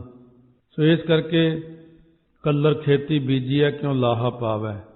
ਇੰਨੇ ਅੱਖਰ ਕਹਿਣ ਨਾਲ ਘੜਾ ਔਰਤ ਦੇ ਸਿਰ ਨਾਲ ਹੀ ਜੁੜ ਗਿਆ। ਹੁਣ ਘੜਾ ਪਾਣੀ ਦਾ ਭਰਿਆ ਜਦੋਂ ਸਿਰ ਨਾਲ ਜੁੜਿਆ, ਫਿਰ ਗੁਰੂ ਸਾਹਿਬ ਨੇ ਵਾਹਿਗੁਰੂ ਵਾਹਿਗੁਰੂ ਬਾਣੀ ਉਚਾਰੀ। ਵਾਹਿਗੁਰੂ ਮੰਤਰ ਸੁਣਨ ਨਾਲ ਮਰਦਾਨੇ ਦੇ ਗਲ ਦੇ ਟੰਟ ਜਿਹੜੇ ਪਾਏ ਹੋਏ ਸੀ ਤੰਤਰ ਜਿਹਾ ਟੁੱਟ ਗਿਆ। ਉਹਦੇ ਟੁੱਟਣ ਕਰਕੇ ਮਿਹਡੇ ਤੋਂ ਫਿਰ ਮਨੁੱਖ ਹੋ ਗਿਆ। ਆਪਣਾ ਰਬਾਬ ਚੁੱਕ ਕੇ ਮਹਾਰਾਜ ਦੇ ਪਾਸ ਆ ਗਿਆ। ਯੋਂ ਕਹਤੇ ਸਿਰ ਕੁੰਭ ਲੱਗਿਓ, ਉਤਰੈ ਨਾ ਤਰੈ ਰਹੀ ਹਾਰ ਉਤਾਰੀ। ਭਿਆਂ ਭਿਆਂ ਭਨੀ ਮਰਦਾਨੇ ਜਬੈ, ਕਹੋ ਵਾਹਿਗੁਰੂ ਗੁਰਬਾਣੀ ਉਚਾਰੀ। ਕਹਿੰਦੇ ਕਹੋ ਮਰਦਾਨਿਆਂ ਵਾਹਿਗੁਰੂ ਵਾਹਿਗੁਰੂ ਕਹਿਨੀ, ਸਾਰੇ ਤੰਤਰ ਤੋੜ ਦਿੱਤੇ। ਯੋਂ ਭਨਤੇ ਗਰ ਤੰਤ ਗਈ ਟੁੱਟ, ਭਾ ਤਨ ਮਾਨਵ ਟਾਮਨ ਟਾਰੀ। ਇਉਂ ਕਹਿੰਦਿਆਂ ਸਾਰ ਤੰਤਰ ਟੁੱਟ ਗਿਆ ਤੇ ਭਾਈ ਮਰਦਾਨਾ ਜੀ ਉਸੇ ਵਕਤ ਸਹੀ ਰੂਪ ਵਿੱਚ ਆ ਗਏ। ਲੇਰ ਬਾਬ ਧਰੇ ਨਿਜ ਕੰਧ ਆਇਓ, ਢਿਗ ਲੱਜਤ ਹੇਰ ਅਗਾਰੀ। ਹੁਣ ਸ਼ਰਮਸਾਰ ਹੋਇਆ ਕੋਲ ਖੜ ਗਿਆ। ਮਹਾਰਾਜ ਨੇ ਕਿਹਾ ਸੀ ਤੈਨੂੰ ਕਿਹਾ ਸੀ ਨਾ ਜਾਈ ਅੰਦਰ, ਕਿਉਂ ਅੰਦਰ ਬੜਿਆ? ਬਾਹਰ ਖੜਾ ਹੋ ਕੇ ਪਾਣੀ ਨਹੀਂ ਪੀ ਸਕਦਾ ਤੂੰ? ਇਸ ਤਰ੍ਹਾਂ ਸਤਿਗੁਰੂ ਮਹਾਰਾਜ ਨੇ ਥੋੜ੍ਹੀ ਡਾਂਟ ਵੀ ਲਾਈ। ਸੋ ਹੁਣ ਸਿਰ ਤੋਂ ਘੜਾ ਉਤਾਰਨ ਵਾਸਤੇ ਆਸ-ਪਾਸ ਦੀਆਂ ਔਰਤਾਂ ਨੇ ਬੜੇ ਜੰਤਰ ਮੰਤਰ ਪੜ੍ਹ ਕੇ ਯਤਨ ਕੀਤੇ, ਘੜਾ ਉਤਰਿਆ ਹੀ ਨਾ ਸਿਰ ਤੋਂ। ਫਿਰ ਕਿਸੇ ਨੇ ਉਸ ਨਗਰੀ ਦੀ ਵੱਡੀ ਸਰਦਾਰਨੀ ਨੂਰ ਸ਼ਾਹ ਨੂੰ ਜਾ ਕੇ ਕਿਹਾ ਕਿ ਇੱਕ ਚੇਟਕੀ ਫਕੀਰ ਆਇਆ, ਉਹਨੇ ਇੱਕ ਔਰਤ ਦੇ ਸਿਰ ਤੇ ਘੜਾ ਲਾ ਦਿੱਤਾ। ਅਸੀਂ ਬਹੁਤ ਮੰਤਰ ਜੰਤਰ ਪੜ੍ਹ ਕੇ ਹਾਰ ਚੁੱਕੀਆਂ, ਪਰ ਘੜਾ ਨਹੀਂ ਉਤਰਦਾ। ਇਹ ਗੱਲ ਸੁਣ ਕੇ ਨੂਰ ਸ਼ਾਹ ਬਹੁਤੀ ਜ਼ਿਆਦਾ ਆਪਣੇ ਆਪ ਨੂੰ ਸਿਆਣੀ ਸਮਝਣ ਵਾਲੀ ਕਈ ਚਤੁਰ ਇਸਤਰੀਆਂ ਹੋਰ ਜਿਹੜੀਆਂ ਮੰਤਰਾਂ ਜੰਤਰਾਂ ਵਿੱਚ ਮਾਹਰ ਸੀ ਭੇਜੀਆਂ। ਨੂਰ ਸ਼ਾਹ ਦੇ ਹੁਕਮ ਅਨੁਸਾਰ ਕੋਈ ਔਰਤ ਢੋਲਕ ਵਜਾਉਂਦੀ ਹੋਈ, ਕੋਈ ਕੰਧ ਨੂੰ ਦੜਾਉਂਦੀ ਹੋਈ, ਕੋਈ ਮੂੰਹ 'ਚੋਂ ਅੱਗ ਕੱਢਦੀ ਹੋਈ, ਕੋਈ ਦਰਖਤ 'ਤੇ ਚੜ੍ਹੀ ਆ ਰਹੀ, ਕੋਈ ਮਿਰਗਸ਼ਾਲਾ ਦੇ ਉੱਤੇ ਬੈਠ ਕੇ ਉੱਡਦੀ ਆ ਰਹੀ। ਸਾਰੀਆਂ ਨੇ ਆ ਕੇ ਜੰਤਰ ਮੰਤਰ 'ਤੇ ਬੜਾ ਜ਼ੋਰ ਲਾਇਆ। ਲਿਖ ਹਾਰੀ ਜੰਤਰ ਸਭੈ ਮੰਤਰਨ, ਪੜ੍ਹਤ ਵਿਸਾਲ, ਘਟਾ ਨਾ ਡੋਲਿਓ ਕਿਸੀ ਤੇ, ਔਰ ਆਚਰਜ ਸਭ ਬਾਲ। ਨੂਰ ਸ਼ਾਹ ਨੂੰ ਫਿਰ ਜਾ ਕੇ ਕਿਸੇ ਨੇ ਕਿਹਾ ਕਿ ਘੜਾ ਤਾਂ ਕਿਸੇ ਕੋਲੋਂ ਵੀ ਨਹੀਂ ਉਤਰਿਆ, ਤੁਸੀਂ ਚੱਲੋ। ਔਰਤ ਬਹੁਤ ਦੁਖੀ, ਭਾਰ ਬੜਾ ਘੜੇ ਦਾ। ਨੂਰ ਸ਼ਾਹ ਨੇ ਵੀ ਆ ਕੇ ਫਿਰ ਬਹੁਤ ਆਪਣੇ ਜੰਤਰ ਮੰਤਰ ਵਰਤੇ, ਕੋਈ ਪੇਸ਼ ਨਾ ਗਈ। ਅਖੀਰ ਸਤਿਗੁਰੂ ਮਹਾਰਾਜ ਦੇ ਚਰਨਾਂ 'ਤੇ ਡਿੱਗ ਪਈ। ਹੁਣ ਕਿਰਪਾ ਕਰਕੇ ਇਹਦਾ ਘੜਾ ਉਤਾਰ ਦਿਓ ਮਹਾਰਾਜ ਜੀ, ਅਸੀਂ ਅੱਗੇ ਵਾਸਤੇ ਕਿਸੇ ਸੰਤ ਮਹਾਤਮਾ ਦਾ ਨਰਾਦਰ ਨਹੀਂ ਕਰਦੀਆਂ। ਹਜ਼ੂਰ ਨੇ ਬਚਨ ਕੀਤਾ, ਅੱਛਾ ਘੜਾ ਉਤਾਰਨਾ ਹੈ, ਇਹਨੂੰ ਕਹਿ ਫਿਰ ਵਾਹਿਗੁਰੂ ਕਹਿ ਵਾਹਿਗੁਰੂ ਵਾਹਿਗੁਰੂ ਵਾਹਿਗੁਰੂ ਕਹਿ ਕੇ ਘੜਾ ਉਤਾਰੋ ਤਾਂ ਉੱਤਰ ਜਾਏਗਾ। ਯੋਂ ਸੁਣ ਕੇ ਤਿਨ ਕੀ ਬੇਨਤੀ ਪੁਨ ਸ੍ਰੀ ਗੁਰੂ ਆਨੰਦ ਬੈਨ ਅਲਾਇਓ। ਇਸ ਤਰ੍ਹਾਂ ਸੁਣ ਕੇ ਉਹਨਾਂ ਦੀ ਬੇਨਤੀ ਗੁਰਾਂ ਨੇ ਫਿਰ ਬਚਨ ਕਿਹਾ, ਵਾਹਿਗੁਰੂ ਕਹਿ ਲਿਓ ਉਤਾਰ, ਉੱਠੀ ਤਤਕਾਲ ਕਬਾਲ ਹਿਲਾਇਓ। ਜਦੋਂ ਵਾਹਿਗੁਰੂ ਕਹਿ ਕੇ ਲਾਹਿਆ ਘੜਾ ਲੈ ਗਿਆ ਔਰ ਨਾਮ ਉਚਾਰਤ ਹੀ ਉਤਰਾ ਘਟ, ਤੀਏ ਚੰਬ ਸਭੈ ਔਰ ਪਾਇਓ। ਘੜਾ ਨਾਮ ਲੈਂਦੇ ਉਤਰ ਗਿਆ ਤੇ ਸਾਰੀਆਂ ਇਸਤਰੀਆਂ ਬੜੀਆਂ ਹੈਰਾਨ ਵੀ ਇੰਨੇ ਮੰਤਰ ਜ਼ਿੰਦਗੀ 'ਚ ਕੀਤੇ ਸਿੱਧ, ਇੰਨਾ ਕੁਝ ਸਾਡੇ ਕੋਲੇ ਆ ਪਹਿਲੀ ਵਾਰ ਦੇਖਿਆ ਕਿ ਵਾਹਿਗੁਰੂ ਮੰਤਰ ਇੰਨਾ ਵੱਡਾ, ਇਹਦੇ ਕਹਿਣ ਨਾਲ ਹੀ ਘੜਾ ਉਤਰ ਗਿਆ। ਆਨੋ ਪਾਇਨ ਭੂਰ ਧਰੀ ਮੁਕਤਾ ਸਭ ਹੀਰ ਤੇ ਚੀਰ ਮੰਗਾਇਓ। ਉਸ ਵਕਤ ਨੂਰ ਸ਼ਾਹ ਕਹਿਣ ਲੱਗੀ, ਜਾਓ ਭੇਟਾ ਲੈ ਕੇ ਆਓ। ਮਹਾਰਾਜ ਦੇ ਚਰਨਾਂ 'ਚ ਮੋਤੀ ਹੀਰੇ ਬਸਤਰ ਬਹੁਤ ਚੀਜ਼ਾਂ ਹਾਜ਼ਰ ਕੀਤੀਆਂ, ਆਪਣੇ ਨਾਲੋਂ ਵੱਡਾ ਜਾਣ ਕੇ ਤੇ ਬਹੁਤ ਵੱਡੇ ਨੇ। ਉਸ ਵਕਤ ਸਾਰੀਆਂ ਦੇ ਮਨ 'ਚ ਡਰ ਪੈਦਾ ਹੋ ਗਿਆ, ਕੋਲ ਬੈਠ ਗਈਆਂ, ਮਹਾਰਾਜ ਸਾਨੂੰ ਉਪਦੇਸ਼ ਬਖਸ਼ਿਸ਼ ਕਰੋ, ਅਸੀਂ ਭੁੱਲੀਆਂ ਭਟਕੀਆਂ ਹਾਂ, ਅਸੀਂ ਇਹਨਾਂ ਮੰਤਰਾਂ ਜੰਤਰਾਂ ਵਿੱਚ ਫਸ ਕੇ ਬੜੇ ਬੰਦੇ ਆਪਣੇ ਕਾਬੂ 'ਚ ਕੀਤੇ ਹੋਏ ਨੇ ਇੱਥੇ, ਔਰ ਸਾਰੇ ਸਾਡਾ ਪਾਣੀ ਭਰਦੇ ਨੇ। ਇੱਕ ਮਰਦਾਨੇ ਦੇ ਬਹਾਨੇ ਗੁਰੂ ਨਾਨਕ ਦੇਵ ਜੀ ਨੇ ਉੱਥੋਂ ਹਜ਼ਾਰਾਂ ਬੰਦੇ ਜਿਹੜੇ ਕੈਦ 'ਚ ਪਾਏ ਹੋਏ ਸਭ ਛੁਡਾ ਲਏ, ਬਾਹਰ ਕਢਵਾ ਲਏ ਉੱਥੋਂ। ਸੋ ਇਸ ਤਰ੍ਹਾਂ ਮਹਾਰਾਜ ਨੇ ਫਿਰ ਜਦੋਂ ਉਹਨਾਂ ਨੂੰ ਉਪਦੇਸ਼ ਕੀਤਾ, ਇਹ ਨੂਰ ਸ਼ਾਹ ਦਾ ਨਿਸਤਾਰਾ ਕੀਤਾ, ਉਸ ਵਕਤ ਉਚਾਰਨ ਕੀਤਾ। ਮਹੱਲਾ ਪਹਿਲਾ। ਪਹਿਲੇ ਪਾਤਸ਼ਾਹ ਬਖਸ਼ਿਸ਼ ਕਰਦੇ ਨੇ, ਗੱਲੀ ਅਸੀਂ ਚੰਗੀਆ ਆਚਾਰੀ ਬੁਰੀਆ।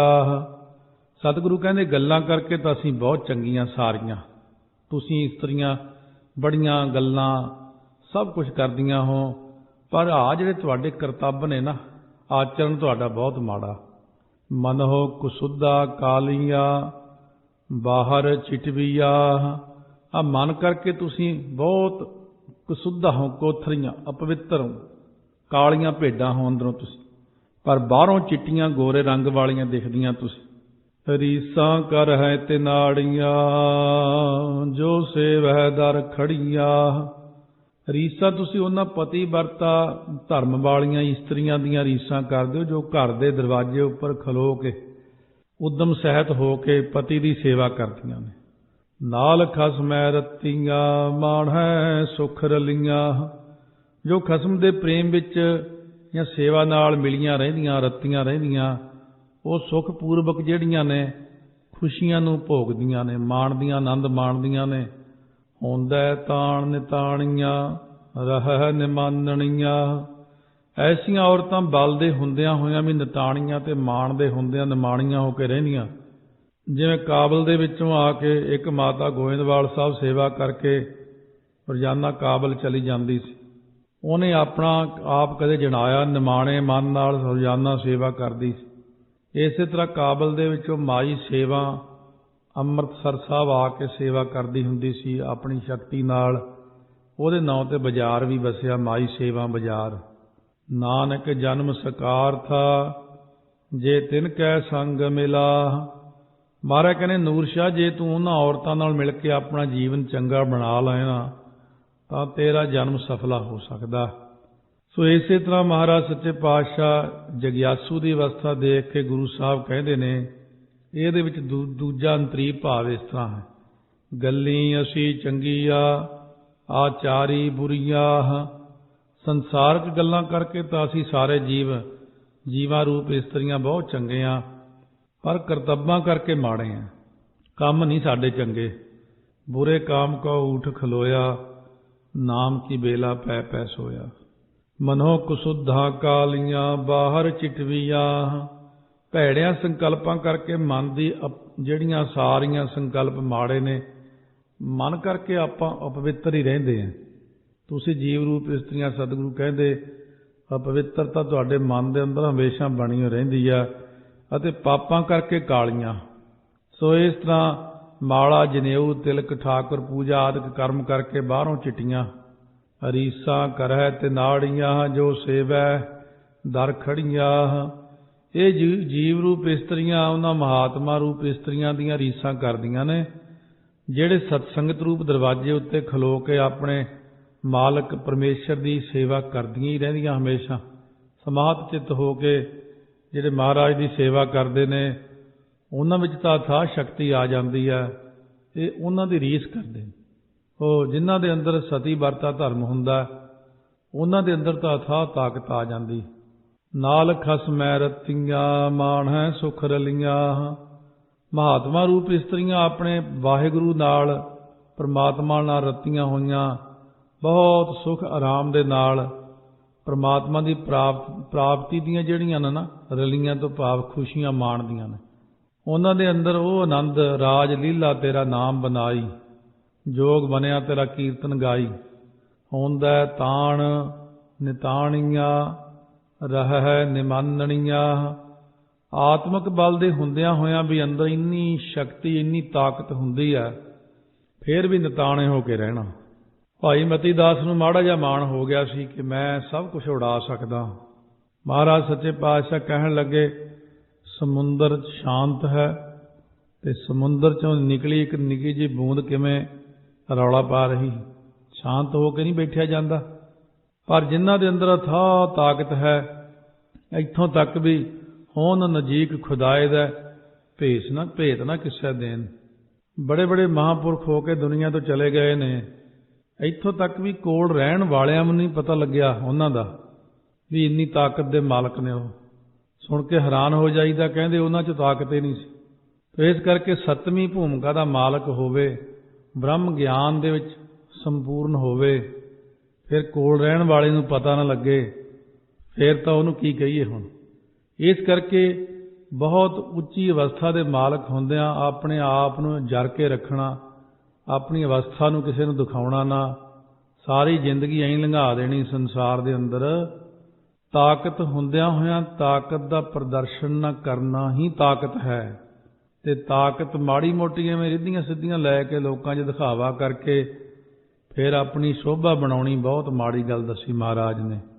ਸਤਿਗੁਰੂ ਕਹਿੰਦੇ ਨਾਨਕ ਸੋ ਹੁੰਦਾ ਤਾਣ ਨਿਤਾਣੀਆਂ ਰਹਿ ਨਿਮਾਨਣੀਆਂ। ਤੇ ਜਾਤੀ ਵਿਦਿਆ ਧਨ ਆਦਿਕ ਦੇ ਮਾਣ ਤੋਂ ਵੀ ਨਿਮਾਣੀਆਂ ਹੋ ਕੇ ਬਹੁਤ ਗਰੀਬੜਾ ਜਿਹਾ ਸੁਭਾਅ ਰੱਖਣਾ, ਨਿਮਰਤਾ ਰੱਖਣੀ ਆਪਣੇ ਅੰਦਰ। ਬ੍ਰਹਮ ਗਿਆਨੀਆਂ ਨੂੰ ਅਸੀਂ ਜਾਣ ਕੇ ਵੀ ਛੇੜ ਲੈਂਦੇ ਕਈ ਵਾਰੀ ਵੀ ਤੁਹਾਡੇ ਤਾਂ ਬਾਬਾ ਜੀ ਬਹੁਤ ਤਾਕਤ ਹੈ, ਵੀ ਦੇਖਦੇ ਕੀ ਜਵਾਬ ਦਿੰਦੇ ਨੇ। ਉਹ ਅੱਗਿਓਂ ਕਹਿਣਗੇ ਭਾਈ ਸਾਡੇ 'ਚ ਤਾਂ ਕੀੜੀ ਜਿੰਨੀ ਵੀ ਤਾਕਤ ਹੈ ਨਹੀਂ, ਅਸੀਂ ਤਾਂ ਬਹੁਤ ਤਾਕਤੇ ਜਿਹੇ ਹਾਂ ਭਾਈ, ਸਾਡੇ 'ਚ ਤਾਂ ਕੁਝ ਵੀ ਨਹੀਂ ਹੈ।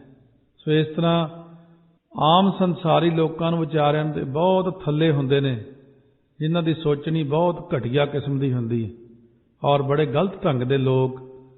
ਸੋ ਇਸ ਤਰ੍ਹਾਂ ਨੂਰ ਸ਼ਾਹ ਦਾ ਗੁਰਾਂ ਨੇ ਨਿਸਤਾਰਾ ਕੀਤਾ, ਉਹਨੂੰ ਉਪਦੇਸ਼ ਦਿੱਤਾ ਕਿ ਤਾਕਤ ਹੁੰਦਿਆਂ ਹੋਇਆਂ ਵੀ ਦਿਖਾਉਣੀ ਨਹੀਂ ਆਪਣੀ ਕਿਸੇ ਨੂੰ। ਤੁਸੀਂ ਤਾਂ ਹਰੇਕ ਨੂੰ ਆਪਣੀ ਸ਼ਕਤੀ ਜ਼ਾਹਰ ਕਰ ਕਰਕੇ ਉਹਨੂੰ ਆਪਣੇ ਗੁਲਾਮ ਬਣਾਇਆ ਹੋਇਆ। ਨਾਨਕ ਜਨਮ ਸਕਾਰਥਾ ਜੇ ਤਿਨ ਕੈ ਸੰਗ ਮਿਲਾਹ। ਮਹਾਰਾਜ ਕਹਿੰਦੇ ਹੇ ਜਗਿਆਸੂ, ਜੇ ਤੂੰ ਪ੍ਰਮਾਤਮਾ ਅਕਾਲ ਪੁਰਖ ਉਹਨਾਂ ਜਿਹੜੇ ਪ੍ਰਮਾਤਮਾ ਨੂੰ ਮਿਲੇ ਹੋਏ ਨੇ ਮਹਾਤਮਾ, ਉਹਨਾਂ ਮਹਾਤਮਾ ਰੂਪ ਇਸਤਰੀਆਂ ਨਾਲ ਮਿਲ ਕੇ ਤੂੰ ਵੀ ਜੇ ਸਿਮਰਨ ਕਰੇ ਤਾਂ ਤੇਰਾ ਮਨੁੱਖਾ ਜਨਮ ਵੀ ਸਫਲਾ ਹੋ ਸਕਦਾ, ਤੇਰੇ ਉੱਤੇ ਵੀ ਕਿਰਪਾ ਹੋ ਸਕਦੀ ਹੈ। ਰੀਸਾਂ ਕਰਹਿ ਤੇ ਨਾੜੀਆਂ, ਰੀਸਾਂ ਨਾ ਕਰ। ਬ੍ਰਹਮ ਗਿਆਨੀ ਦੀ ਰੀਸ ਨਹੀਂ ਕਰੀਦੀ ਹੁੰਦੀ। ਬ੍ਰਹਮ ਗਿਆਨੀ ਦੇ ਬਰਾਬਰ ਆਪਾਂ ਕਿਵੇਂ ਪਹੁੰਚ ਸਕਦੇ ਹਾਂ? ਉਹ ਬਹੁਤ ਵੱਡੇ ਨੇ। ਇਹ ਹੈ ਕਿ ਉਹਨਾਂ ਨਾਲ ਮਿਲ ਕੇ ਜੇ ਬਾਣੀ ਪੜ੍ਹੀਏ, ਸਿਮਰਨ ਕਰੀਏ, ਉਹਦਾ ਫਲ ਜ਼ਰੂਰ ਬਖਸ਼ਿਸ਼ ਕਰਦੇ ਨੇ। ਹੁਣ ਚੌਥੇ ਪਾਤਸ਼ਾਹ ਮਹਾਰਾਜ ਪੌੜੀ ਫਰਮਾਉਂਦੇ ਨੇ, ਪੌੜੀ ਤੂੰ ਆਪੇ ਜਲ ਮੀਨਾ ਹੈ ਆਪੇ ਹੀ ਆਪ ਜਾਲ। हे ਵਾਹਿਗੁਰੂ ਜੀ, ਤੁਸੀਂ ਆਪ ਹੀ ਤਾਂ ਪਾਣੀ ਰੂਪ ਹੋ, ਜਲੇ ਹੈ। ਤੂੰ ਆਪ ਹੀ ਮੀਨਾ ਮੱਛੀ ਰੂਪ ਹੈ। ਤੂੰ ਆਪ ਹੀ ਜਾਲ ਰੂਪ ਹੈ। ਤੂੰ ਆਪ ਹੀ ਜਾਲ ਵਿੱਚ ਫਸਣੇ ਵਾਲਾ ਹੈ, ਆਪ ਹੀ ਫਸਾਉਣੇ ਵਾਲਾ ਹੈ। ਤੂੰ ਆਪੇ ਹੀ ਆਪ ਜਾਲ ਰੂਪ ਹੈ। ਤੂੰ ਆਪੇ ਪਦਾਰਥਾਂ ਰੂਪੀ ਜਲ ਰੂਪ ਹੈ। ਤੂੰ ਆਪ ਹੀ ਜੀਵ ਰੂਪ ਮੱਛੀ ਹੈ। ਇਹ ਤੂੰ ਆਪ ਹੀ ਮੋਹ ਰੂਪੀ ਜਾਲ ਹੈ। ਤੂੰ ਆਪੇ ਜਾਲ ਬਤਾਏਂਦਾ, ਆਪੇ ਵਿੱਚ ਸੇਬਾਲ। ਤੂੰ ਆਪ ਹੀ ਪ੍ਰਤੱਖ ਜਾਲ ਨੂੰ ਵਤਾਏਂਦਾ ਤੋਂ ਭਾਵ ਫੇਰਦਾ ਹੈ, ਜਿਵੇਂ ਮੱਛੀਆਂ ਫੜਨ ਵਾਲੇ ਸਮੁੰਦਰ 'ਚ ਜਾਲ ਫੇਰਦੇ ਨੇ, ਅਤੇ ਆਪੇ ਹੀ ਵਿੱਚ ਸੇਬਾਲ ਹੁੰਦਾ ਜਾਲਾ ਰੂਪ ਹੈ। ਤੂੰ ਆਪ ਹੀ ਮੋਹ ਰੂਪ ਜਾਲ ਨੂੰ ਫੇਰਦਾ ਅਤੇ ਆਪ ਹੀ ਵਿੱਚ ਪਦਾਰਥਾਂ ਦੀ ਲਾਲਸਾ ਜਿਹੜੀ ਹੁੰਦੀ ਹੈ, ਇੱਛਾ ਹੁੰਦੀ ਹੈ, ਇੱਛਾ ਰੂਪ ਜਾਲਾ ਹੈ ਆਪ ਹੀ। ਤੂੰ ਆਪੇ ਕਮਲ ਅਲਿਪਤ ਹੈ, ਸਹਿ ਹੱਥਾਂ ਵਿੱਚ ਗੁਲਾਲ। ਤੁਸੀਂ ਆਪ ਹੀ ਸਹਿ ਤੋਂ ਭਾਵ ਸੈਂਕੜੇ ਹੱਥ ਡੂੰਘੇ, ਗੁਲਾਲ ਹੁੰਦਾ ਪਾਣੀ ਵਿੱਚ ਕਮਲ ਫੁੱਲ ਹੋ ਕੇ ਨਿਰਲੇਪ ਰਹਿੰਦੇ ਹੋ। ਤੁਸੀਂ ਆਪ ਹੀ ਮਹਾਤਮਾ ਰੂਪ ਕਮਲ ਹੋ ਕੇ ਨਿਰਲੇਪ ਰਹਿੰਦੇ ਹੋ, ਅਸੰਗ ਰਹਿੰਦੇ ਹੋ। ਚਾਹੇ ਹੱਥਾਂ ਵਿੱਚ ਸੈਂਕੜੇ ਪਦਾਰਥਾਂ ਰੂਪ ਪਾਣੀ ਹੋ ਜਾਵੇ, ਪਰ ਫਿਰ ਵੀ ਤੁਸੀਂ ਉਸ ਪਦਾਰਥਾਂ ਦੇ ਪਾਣੀ 'ਚ ਫਸਦੇ ਨਹੀਂ ਹੋ। ਤੁਹਾਡੇ ਮਨ ਦੇ ਅੰਦਰ ਹਮੇਸ਼ਾ ਨਿਰਲੇਪਤਾ ਹੀ ਬਣੀ ਰਹਿੰਦੀ ਹੈ। ਪਦਾਰਥਾਂ ਦੇ ਪਿੱਛੇ ਨਹੀਂ ਜਾਂਦੇ ਤੁਸੀਂ, ਪਦਾਰਥ ਤੁਹਾਡੇ ਪਿੱਛੇ ਆਉਂਦੇ ਨੇ। ਉਹਨਾਂ ਨੂੰ ਪਤਾ ਹੈ ਕਿ ਪਦਾਰਥਾਂ ਨੇ ਜਾਣਾ ਕਿੱਥੇ ਹੈ। ਤੂੰ ਆਪੇ ਮੁਕਤ ਕਰਾਏਂਦਾ, ਇੱਕ ਨਿਮਖ ਘੜੀ ਕਰ ਖਿਆਲ। ਤੂੰ ਆਪ ਹੀ ਘੜੀ ਦਾ ਇੱਕ ਨਿਮਖ ਮਾਤਰ ਖਿਆਲ ਧਿਆਨ ਕਰਕੇ ਉਹਨਾਂ ਸੰਤਾਂ ਨੂੰ ਮੁਕਤ ਰੂਪ ਕਰਦਾ। ਘੜੀ ਵਿੱਚੋਂ ਜੋ ਇੱਕ ਨਿਮਖ ਭਰ ਵੀ ਤੇਰਾ ਖਿਆਲ ਕਰਦੇ ਨੇ, ਤੂੰ ਆਪ ਹੀ ਉਹਨਾਂ ਨੂੰ ਮੁਕਤ ਰੂਪ ਕਰ ਦਿੰਦਾ। ਹਰ ਤੁਧੋਂ ਬਾਹਰ ਕਿਛ ਨਹੀਂ, ਗੁਰ ਸ਼ਬਦੀ ਵੇਖ ਨਿਹਾਲ। ਹੇ ਵਾਹਿਗੁਰੂ, ਤੈਥੋਂ ਬਾਹਰ ਤਾਂ ਕੁਛ ਵੀ ਨਹੀਂ ਹੈ। ਗੁਰ ਸ਼ਬਦੀ ਹੁੰਦਾ ਗੁਰੂ ਉਪਦੇਸ਼ ਵਾਲਾ ਗੁਰਮੁਖ, ਜਿਹੜੇ ਰੱਬ ਦੇ ਪਿਆਰੇ ਨਾ ਗੁਰਮੁਖ ਜਨ ਜਿਹੜੇ ਨੇ, ਉਹ ਤੈਨੂੰ ਦੇਖ ਕੇ ਨਿਹਾਲ ਹੋ ਰਹੇ ਨੇ ਹਮੇਸ਼ਾ। ਸ਼ਲੋਕ ਮਹੱਲਾ ਤੀਜਾ। ਹੁਕਮ ਨਾ ਜਾਣੈ ਬਹੁਤਾ ਰੋਵੈ, ਅੰਦਰ ਧੋਖਾ ਨੀਂਦ ਨਾ ਸੋਵੈ। ਇਹ ਜੀਵ ਰੂਪ ਇਸਤਰੀ ਵਾਹਿਗੁਰੂ ਦੇ ਹੁਕਮ ਨੂੰ ਨਹੀਂ ਜਾਣਦੀ, ਇਸ ਕਰਕੇ ਬਹੁਤਾ ਰੋਂਦੀ ਰਹਿੰਦੀ ਹੈ। ਤੇ ਦਿਲ ਦੇ ਅੰਦਰ ਜਿਹੜਾ ਧੋਖਾ ਹੈ, ਸੰਸਾ ਹੈ, ਇਸ ਕਰਕੇ ਸ਼ਾਂਤੀ ਰੂਪ ਨੀਂਦ ਵਿੱਚ ਸੌਂ ਨਹੀਂ ਸਕਦੀ, ਕਿਉਂਕਿ ਧੋਖਾ ਮਨ ਦੇ ਅੰਦਰ ਸੰਸਾ ਹੈ। ਜੇ ਧਨ ਖਸਮੈ ਚੱਲੈ ਰਜਾਈ, ਦਰ ਘਰ ਸੋਭਾ ਮਹਿਲ ਬੁਲਾਈ। ਜੇ ਜੀਵ ਰੂਪ ਇਸਤਰੀ ਖਸਮ ਤੋਂ ਭਾਵ ਪ੍ਰਮਾਤਮਾ ਦੀ ਰਜਾਈ ਹੁੰਦੀ, ਜੋ ਆਗਿਆ ਵਿੱਚ ਚੱਲਣਾ ਕਰੇ ਨਾ, ਤਾਂ ਉਹਦੀ ਜੇ ਸੰਸਾਰ ਜਾਂ ਸਤਸੰਗ ਦੇ ਘਰ ਦੇ ਅੰਦਰ ਸ਼ੋਭਾ ਹੁੰਦੀ, ਅਤੇ ਉਹ ਮਹਿਲ ਹੁੰਦਾ ਸਰੂਪ ਵਿੱਚ ਬੁਲਾਈ ਜਾਂਦੀ ਹੈ। ਮਹਿਲ ਬੁਲਾਈ, ਮਹਿਲ ਹੁੰਦਾ ਆਪਣੇ ਅੰਦਰ ਸਰੂਪ, ਉਹ ਸਰੂਪ ਰੂਪੀ ਘਰ ਦੇ ਵਿੱਚ ਅੰਦਰ ਚਲੀ ਜਾਂਦੀ ਹੈ। ਮੇਰਾ ਅਸਲੀ ਰੂਪ ਕੀ ਹੈ? ਉਹ ਫਿਰ ਆਪਣੇ ਅਸਲੀ ਰੂਪ ਨੂੰ ਅੰਦਰੋਂ ਪਹਿਚਾਣ ਲੈਂਦੀ ਹੈ। ਜਦੋਂ ਆਪਾਂ ਆਪਣੇ ਰੂਪ ਨੂੰ ਅੰਦਰੋਂ ਪਹਿਚਾਣ ਲੈਂਦੇ ਹਾਂ, ਉਸ ਵਕਤ ਆਪਾਂ ਸਹੀ ਰੂਪ ਦੇ ਵਿੱਚ ਮਨੁੱਖਾ ਜਨਮ ਦੀ ਸਫਲਤਾ ਮੰਨਦੇ ਹਾਂ। ਨਾਨਕ ਕਰਮੀ ਇਹ ਮਤ ਪਾਈ, ਗੁਰ ਪ੍ਰਸਾਦੀ ਸੱਚ ਸਮਾਈ। ਮਹਾਰਾਜ ਕਥਨ ਕਰਦੇ, ਕਰਮਾਂ ਵਾਲਿਆਂ ਨੇ ਇਹ ਸ੍ਰੇਸ਼ਟ ਮਤੀ ਪ੍ਰਾਪਤ ਕੀਤੀ ਹੈ ਅਤੇ ਗੁਰਾਂ ਦੀ ਕਿਰਪਾ ਨਾਲ ਉਹਨਾਂ ਦੀ ਸੱਚ ਵਿੱਚ ਸਮਾਈ ਹੋ ਗਈ, ਸਮਾ ਗਏ ਸੱਚ ਦੇ ਵਿੱਚ। ਮਹੱਲਾ ਤੀਜਾ। ਮਨਮੁਖ ਨਾਮ ਵਿਹੂਣਿਆ, ਰੰਗ ਕਸੁੰਭਾ ਦੇਖ ਨਾ ਭੁੱਲ। ਮਹਾਰਾਜ ਕਹਿੰਦੇ, ਨਾਮ ਤੋਂ ਬਿਨਾਂ ਮਨਮੁਖ ਬੰਦਿਆ, ਆ ਜਿਹੜੇ ਮਾਇਆ ਦੇ ਕਸੁੰਭੇ ਰੰਗ ਨੇ, ਇਹਨਾਂ ਕਸੁੰਭਾ ਉਹ ਹੁੰਦਾ ਜੇ ਮਾੜਾ ਜਿਹਾ ਪਾਣੀ ਪਿਆਈ ਉੱਥੇ ਹੀ ਫਿੱਕਾ ਪੈ ਜਾਂਦਾ। ਮਾਇਆ ਕਾ ਰੰਗ ਸਭ ਫਿੱਕਾ, ਜਾਤੋ ਬਿਨ ਸਿੰਦਾਨ। ਹੱਥ ਨਾ ਲਾਈ ਕਸੁੰਭੜਾ ਜਲ ਜਾਸੀ ਢੋਲਾ। ਕਸੁੰਭੇ ਰੰਗ ਵਰਗੇ ਅਨਸਥਿਰ ਪਦਾਰਥਾਂ ਨੂੰ ਵੇਖ ਕੇ ਭੁੱਲਣਾ। ਇਹ ਪਦਾਰਥ ਪੱਕੀਆਂ ਚੀਜ਼ਾਂ ਨਹੀਂ ਹੈਗੀਆਂ, ਨਾਸਵੰਤ ਚੀਜ਼ਾਂ ਨੇ। ਇਹਨਾਂ ਨੂੰ ਦੇਖ ਕੇ ਬਹੁਤਾ ਨਾ ਭੁੱਲ ਨਾ ਡੋਲ। ਇਸ ਕਾ ਰੰਗ ਦਿਨ ਥੋੜਿਆ, ਛੋਛਾ ਇਸ ਦਾ ਮੁੱਲ। ਜਿਵੇਂ ਕਸੁੰਭੇ ਦਾ ਰੰਗ ਥੋੜਾ ਹੀ ਚਿਰ ਰਹਿੰਦਾ, ਇਵੇਂ ਇਹਨਾਂ ਪਦਾਰਥਾਂ ਦਾ ਆਨੰਦ ਵੀ ਥੋੜਾ ਚਿਰ ਹੀ ਹੁੰਦਾ। ਇਹਦਾ ਮੁੱਲ ਵੀ ਛੋਛਾ ਹੀ ਹੈ, ਤੁੱਛ ਜਿਹਾ ਹੀ ਮੁੱਲ ਹੈ। ਦੂਜਾ ਲੱਗੇ ਪਚਮੂਏ, ਮੂਰਖ ਅੰਧ ਗਵਾਰ। ਜਿਹੜੇ ਦਵੈਸ਼ ਭਾਵਨਾ 'ਚ ਲਾਗੇ, ਉਹ ਮੂਰਖ ਤੇ ਅੰਨੇ ਲੋਕ ਨੇ, ਗਵਾਰ ਨੇ, ਝੱਲੇ ਨੇ। ਸਤਿਗੁਰੂ ਕਹਿੰਦੇ ਉਹ ਖੱਪ ਖੱਪ ਕੇ ਹੀ ਮਰ ਗਏ ਦਵੈਸ਼ ਵਿੱਚ ਲੱਗ ਕੇ। ਦਵੈਸ਼ ਹੁੰਦੀ ਉਹ ਛੋਟਾ ਮੈਂ ਵੱਡਾ, ਬਸ। ਉਹ ਜਿਹੜੇ ਉਸ ਤੋਂ ਹੋਰ ਜ਼ਿਆਦਾ ਪੈਸੇ ਵਾਲੇ ਆ, ਉਹ ਕਹਿੰਦੇ ਉਹ ਛੋਟਾ। ਫਿਰ ਉਦੋਂ ਹੋਰ ਅਮੀਰ ਆ, ਉਹ ਕਹਿੰਦੇ ਉਹ ਛੋਟਾ। ਗੁਣਾ ਕਰਕੇ ਵੀ ਉਹ ਫਲਾਣੇ ਨੂੰ ਤਾਂ ਕੁਛ ਨਹੀਂ ਆਉਂਦਾ, ਮੈਨੂੰ ਨਹੀਂ ਆਉਂਦਾ, ਇਹ ਵੀ ਛੋਟਾ। ਭਾਵ ਕਹਿਣ ਦਾ, ਕਿਸੇ ਨਾ ਕਿਸੇ ਕਾਰਨ ਕਰਕੇ ਦੁਨੀਆ ਦੇ ਵਿੱਚ ਇੱਕ ਦੂਜੇ ਨਾਲ ਈਰਖਾ ਦਵੈਸ਼ ਬਣੀ ਹੋਈ ਰਹਿੰਦੀ। ਈਰਖਾ ਉਹਦੇ ਨਾਲ ਹੁੰਦੀ ਹੈ ਜਿਹੜਾ ਆਪ ਤੋਂ ਵੱਡਾ, ਗੁਣਾ 'ਚ ਵੱਡਾ ਜਾਂ ਪੈਸੇ 'ਚ ਵੱਡਾ, ਜਿਹੜਾ ਹੋਰ ਕਿਸੇ ਕੰਮ 'ਚ ਵੱਡਾ, ਉਹਦੇ ਨਾਲ ਫਿਰ ਈਰਖਾ ਹੋ ਜਾਂਦੀ ਹੈ। ਦਵੈਸ਼ ਹੁੰਦੀ ਜਿਹੜਾ ਵੱਡਾ ਉਹ ਜਦੋਂ ਛੋਟੇ ਨੂੰ ਦੇਖਦਾ ਉਦੋਂ ਦਵੈਸ਼ ਖੜੀ ਹੋ ਜਾਂਦੀ ਮਨ 'ਚ ਵੀ ਇਹ ਤਾਂ ਐਵੇਂ ਹੀ ਖਾਮ ਖਾਂਦਾ ਬੰਦਾ ਹੀ ਹੈ, ਛੋਟਾ ਹੀ ਆ। ਵਿਸਟਾ ਅੰਦਰ ਕੀਟ ਸੇ ਪੈ ਪਚੈ ਵਾਰੋ ਵਾਰ। ਉਹ ਜਿਹੜੇ ਲੋਕ ਨੇ ਦਵੈਸ਼ ਵਿੱਚ ਲੱਗੇ ਹੋਏ ਕਹਿੰਦੇ ਉਹ ਜਿਵੇਂ ਗੰਦਗੀ ਦੇ ਵਿੱਚ ਕੀੜੇ ਹੋ ਕੇ ਬਾਰ-ਬਾਰ ਮੁੜ-ਮੁੜ ਕੇ ਗੰਦਗੀ 'ਚ ਪੈ ਕੇ ਖੱਪਦੇ ਰਹਿੰਦੇ ਨੇ। ਸੋ ਗੰਦਗੀ ਦੇ ਕੀੜੇ ਕੁਰਬਲ ਕਰਦੇ ਗੰਦਗੀ 'ਚ ਫਿਰਦੇ ਨੇ। ਕਹਿੰਦੇ ਉਹ ਲੋਕਾਂ ਨੂੰ ਇਉਂ ਜਾਣੋ, ਨਾਨਕ ਨਾਮ ਰਤੇ ਸੇ ਰੰਗੁਲੇ ਗੁਰ ਕੈ ਸਹਿਜ ਸੁਭਾਏ। ਜਿਹੜੇ ਬੰਦੇ ਸਹਿਜੇ ਹੀ ਸਤਿਗੁਰਾਂ ਦੇ ਉਪਦੇਸ਼ ਦੇ ਵਿੱਚ ਸੁਭਾਏ ਹੁੰਦਾ, ਸ੍ਰੇਸ਼ਟ ਪ੍ਰੇਮ ਕਰਕੇ, ਬਹੁਤਾ ਪ੍ਰੇਮ ਕਰਕੇ ਨਾਮ ਸਿਮਰਨ ਵਿੱਚ ਰੰਗੇ ਗਏ ਨੇ, ਉਹ ਰੰਗਲੇ ਸੱਜਣ ਬਣ ਜਾਂਦੇ, ਆਨੰਦ ਵਾਲੇ ਹੋ ਜਾਂਦੇ ਨੇ। ਸੋ ਆਨੰਦ ਆ ਜਾਂਦਾ। ਸੋ ਇਸ ਤਰ੍ਹਾਂ ਉਹਨਾਂ ਉੱਤੇ ਮਹਾਰਾਜ ਸੱਚੇ ਪਾਤਸ਼ਾਹ ਦੀ ਕਿਰਪਾ ਹੋ ਜਾਂਦੀ ਹੈ। ਭਗਤੀ ਰੰਗ ਨਾ ਉਤਰੈ ਸਹਿਜੇ ਰਹਿ ਸਮਾਏ। ਉਹਨਾਂ ਦੇ ਮਨ ਤੋਂ ਭਗਤੀ ਦਾ ਰੰਗ ਉਤਰਦਾ ਨਹੀਂ, ਉਹ ਸਹਿਜੇ ਹੀ ਨਾਮ ਸਿਮਰਨ ਵਿੱਚ ਸੁਤੇ ਸਿੱਧੀ ਸਮਾਏ ਰਹਿੰਦੇ। ਹਮੇਸ਼ਾ ਉਹਨਾਂ ਦਾ ਮਨ ਸਿਮਰਨ ਵਾਲੇ ਪਾਸੇ ਨੂੰ ਲੱਗਿਆ ਹੀ ਰਹਿੰਦਾ। ਉਹ ਅੰਦਰੇ ਅੰਦਰ ਮੂਲ ਮੰਤਰ ਪੜ੍ਹੀ ਜਾਣਗੇ, ਵਾਹਿਗੁਰੂ ਵਾਹਿਗੁਰੂ ਕਰੀ ਜਾਣਗੇ, ਕਿਸੇ ਸ਼ਬਦ ਦਾ ਅਭਿਆਸ ਕਰੀ ਜਾਣਗੇ, ਅੰਦਰੇ ਅੰਦਰ ਪਾਠ ਕਰੀ ਜਾਣਗੇ, ਕੋਈ ਨਾ ਕੋਈ ਸੁਰਤੀ ਰੱਬ ਵਿੱਚ ਰੱਖਣਗੇ ਆਪਣੀ। ਉਹਨਾਂ ਦੀ ਸੁਰਤੀ ਪਰਮਾਤਮਾ ਤੋਂ ਪਾਸੇ ਨਹੀਂ ਹੁੰਦੀ ਕਦੇ ਵੀ, ਕਿਉਂਕਿ ਸੁਰਤੀ ਵਿੱਚ ਗਿਆਨ ਹੈ, ਚਾਨਣ ਜਦੋਂ ਸ਼ਬਦ ਨਾਲ ਜੁੜ ਜਾਂਦੀ। ਇਸ ਕਰਕੇ ਉਹ ਹਮੇਸ਼ਾ ਗੁਰਬਾਣੀ ਦੇ ਚਾਨਣ ਵਿੱਚ ਹੀ ਰਹਿ ਕੇ ਆਪਣੇ ਜੀਵਨ ਨੂੰ ਚਲਾਉਂਦੇ ਨੇ, ਅਗਿਆਨਤਾ ਵਿੱਚ ਨਹੀਂ ਚੱਲਦੇ। ਪੌੜੀ ਚੌਥੇ ਪਾਤਸ਼ਾਹ ਦੀਆਂ ਪੌੜੀਆਂ ਨੇ ਸਾਰੀਆਂ। ਸਿਸ਼ਟ ਪਾਈ ਸਭ ਤੁਧ ਆਪੇ ਰਿਜ਼ਕ ਸੰਭਾਹਿਆ। ਇਹ ਵਾਹਿਗੁਰੂ ਤੁਸੀਂ ਆਪ ਹੀ ਸਾਰੀ ਦੁਨੀਆ ਪੈਦਾ ਕੀਤੀ ਹੋਈ ਆ, ਆਪ ਹੀ ਸਾਰਿਆਂ ਨੂੰ ਇਹ ਜਿਹੜਾ ਰਿਜ਼ਕ ਸੰਭਾਹਿਆ, ਸੰਭਾਹੇ ਦਾ ਅਰਥ ਹੈ ਪਹੁੰਚਾਉਣਾ। ਸਿਰ ਸਿਰ ਰਿਜ਼ਕ ਸੰਭਾਹੇ ਠਾਕੁਰ, ਸੰਭਾਹੇ ਭੇਜਣਾ, ਕਾਹੇ ਮਨ ਭਾਉ ਕਰਿਆ। ਪਰ ਫੇਰ ਵੀ ਦੇਖੋ ਤੁਸੀਂ ਸਾਰਿਆਂ ਨੂੰ ਰਿਜ਼ਕ ਦਿੰਦੇ ਹੋ, ਪਰ ਕਈ ਬੰਦਿਆਂ ਦੀ ਆਦਤਾਂ ਬਹੁਤ ਭੈੜੀਆਂ ਹੁੰਦੀਆਂ। ਇੱਕ ਵਲ ਛਲ ਕਰ ਕੈ ਖਾਵੰਦੇ ਮੂੰਹੋਂ ਕੂੜ ਕੁਸਤ ਤਿੰਨੀ ਢਾਹਿਆ। ਹੁਣ ਇੱਕ ਅਜਿਹੇ ਬੰਦੇ ਨੇ ਦੁਨੀਆ ਜਿਹੜੇ ਵਲ ਛਲ ਕਰਕੇ ਹੀ ਖਾਂਦੇ ਨੇ, ਚੰਗਾ ਭਲਾ ਖਾਣਾ ਹੀ ਨਹੀਂ, ਜਿਹੜਾ ਰੱਬ ਨੇ ਦਿੱਤੀ ਰੋਟੀ ਉਹ ਨਹੀਂ ਖਾਣੀ, ਉਹਨਾਂ ਨੂੰ ਆਦਤ ਪੈ ਜਾਂਦੀ ਹੈ।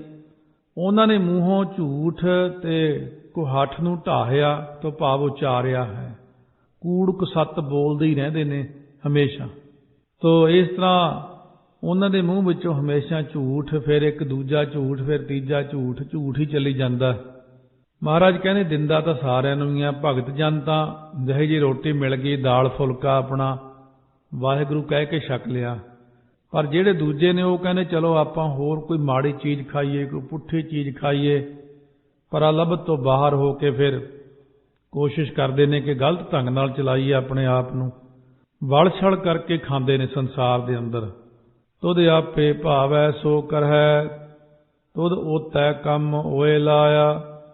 ਉਹ ਜੋ ਤੈਨੂੰ ਭਾਉਂਦਾ ਵਾਹਿਗੁਰੂ ਸੱਚੇ ਪਾਤਸ਼ਾਹ, ਉਹ ਜਿਹੜੇ ਲੋਕ ਨੇ ਨਾ ਉਹ ਮਨਮੁਖ ਅਸਲ ਵਿੱਚ ਉਹੀ ਕੰਮ ਕਰਦੇ ਨੇ। ਤੁਸੀਂ ਉਹਨਾਂ ਨੂੰ ਉਸੇ ਕੰਮ ਵਿੱਚ ਹੀ ਲਾਇਆ ਹੋਇਆ। ਉਹ ਕਿਉਂ ਲਾਤਾ ਜੀ? ਕਹਿੰਦੇ ਜਦੋਂ ਜੀਵ ਹੰਕਾਰ ਕਰਨ ਲੱਗ ਜੇ ਉਦੋਂ ਪਰਮਾਤਮਾ ਉਹਨੂੰ ਆਪਣੇ ਨਾਲੋਂ ਵਿਛੋੜ ਦਿੰਦੇ ਨੇ, ਹੰਕਾਰੀ ਜੀਵ ਨੂੰ। ਇੱਕ ਨਾ ਸੱਚ ਬੁਲਾਏ ਬੁਝਾਇਓਨ ਤਿਨਾ ਅਟੁੱਟ ਭੰਡਾਰ ਦੇਵਾਇਆ। ਇੱਕ ਗੁਰਮੁਖਾਂ ਨੇ ਸੱਚ ਨਾਮ ਨੂੰ ਜਦੋਂ ਜਪਣਾ ਸਮਝ ਲਿਆ, ਉਹਨੇ ਸਮਝਾਤਾ ਪਰਮਾਤਮਾ ਨੇ ਕਿ ਸੱਚਾ ਨਾਮ ਜਪੋ। ਸੱਚਾ ਨਾਮ ਜਪਣ ਵਾਲਿਆਂ ਨੂੰ ਅਟੁੱਟ ਭੰਡਾਰਾ ਦੇਤਾ, ਨਾਮ ਮੁੱਕਣ ਵਾਲਾ ਭੰਡਾਰਾ ਨਾਮ ਦਾ ਗੁਰਾਂ ਕੋਲੋਂ ਦਵਾਤਾ। ਉਹ ਮੁੱਕਦਾ ਹੀ ਨਹੀਂ, ਉਹਨਾਂ ਨੂੰ ਲੋੜ ਨਹੀਂ ਪੈਂਦੀ ਕਿਤੇ ਜਾਣ ਦੀ, ਵਲ ਛਲ ਕਰਨ ਦੀ। ਜਿਨ੍ਹਾਂ ਨੇ ਨਾਮ ਜਪਿਆ ਉਹਨਾਂ ਨੂੰ ਵਲ ਛਲ ਕਰਨਾ ਹੀ ਨਹੀਂ ਪੈਂਦਾ, ਉਹਨਾਂ ਕੋਲ ਪਦਾਰਥ ਹੀ ਇੰਨਾ ਜ਼ਿਆਦਾ ਆ ਜਾਂਦਾ। ਤੇ ਜਿਹੜੇ ਵਲ ਛਲ ਕਰਕੇ ਖਾਂਦੇ ਉਹਨਾਂ ਦੇ ਘਰੇ ਭੰਗ ਹੀ ਪੁੱਜਦੀ ਸਦਾ।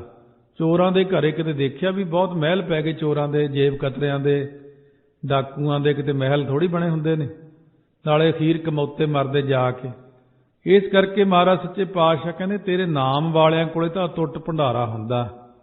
ਹਰ ਚੇਤ ਖਾਹੇ ਤਿਨਾ ਸਫਲ ਹੈ ਅਚੇਤਾ ਹੱਥ ਤੜਾਇਆ। ਜਿਹੜੇ ਬੰਦੇ ਨਾਮ ਨੂੰ ਯਾਦ ਕਰਕੇ ਸਤਨਾਮ ਵਾਹਿਗੁਰੂ ਕਹਿ ਕੇ ਛਕਦੇ ਨੇ ਉਹਨਾਂ ਦਾ ਖਾਧਾ ਸਫਲ ਹੈ। ਜਿਹੜੇ ਵਾਹਿਗੁਰੂ ਨੂੰ ਅਚੇਤਾ ਤੋਂ ਭਾਵ ਹੁੰਦਾ ਚੇਤੇ ਨਹੀਂ ਕਰਦੇ, ਰੋਟੀ ਅੱਗੇ ਆਈ ਹੈ ਤੇ ਝਾਟੀ ਦੇਖ ਕੇ ਝਪਟ ਪੈਣਾ ਰੋਟੀ ਨੂੰ, ਨਾ ਵਾਹਿਗੁਰੂ ਕਹਿਣਾ ਨਾ ਕੁਝ ਕਰਨਾ। ਉਹਨਾਂ ਦੇ ਹੱਥ ਟੱਡੇ ਹੀ ਰਹਿ ਜਾਂਦੇ ਨੇ, ਉਹਨਾਂ ਦੇ ਹੱਥ ਸਾਰੀ ਜ਼ਿੰਦਗੀ ਐਂ ਰਹਿੰਦੇ ਨੇ। ਮਹਾਰਾਜ ਮੂਹਰੇ ਰੋਟੀ ਰੱਖ ਦਿੰਦੇ ਨੇ, ਉਸੇ ਟਾਈਮ ਝਪਟ ਕੇ ਰੋਟੀ ਖਾਣ ਲੱਗ ਪਿਆ। ਨਹੀਂ ਕਿਹਾ ਤੇਰਾ ਸ਼ੁਕਰ ਹੈ ਵਾਹਿਗੁਰੂ, ਨਹੀਂ ਕੋਈ ਸ਼ਲੋਕ ਪੜ੍ਹਨਾ, ਨਾਨਕ ਪੁਸਰੀਆਂ ਪਕਾਈਆਂ, ਪਾਈਆਂ ਥਾਲੈ ਮਾਹੇ, ਜਿਨੀ ਗੁਰੂ ਮਨਾਇਆ ਰਜ ਰਜ ਸਿਆਈ ਕਾਹੇ।